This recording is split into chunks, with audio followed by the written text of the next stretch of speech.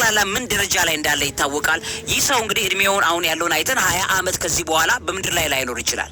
ሶ ምን ማለት ነው ብለን መጠየቅ አለብን። ሀብቱ የሱ እንዳልሆነ ከእጁ የሚነጠቅ ሀብት እንደሆነ ይታወቃል። 200 ቢሊየን የአሜሪካን ዶላር እስከ 2045 ድረስ አከፋፍዬ ጨርሳለሁ ቨርቹዋሊ የሚለው ግን መሰመር አለበት።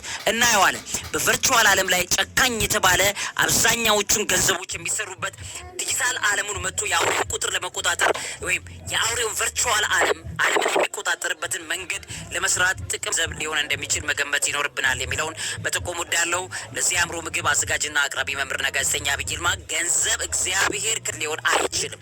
ስኬት የሚባል በጠቅላላ እግዚአብሔር ማግኘት እንጂ ገንዘብን ማግኘት አይደለም። ቀድሞ እግዚአብሔርን አግኝቶ እግዚአብሔርን አስቀድሞ ገንዘብ ከመጣ ገንዘብ በእግዚአብሔር መንገድ ስለመጣ እግዚአብሔር ላይ እውቅና የምንሰጥበት ስለሆነ ሳቲስፋክሽን እርካታ ይዞ ይመጣል።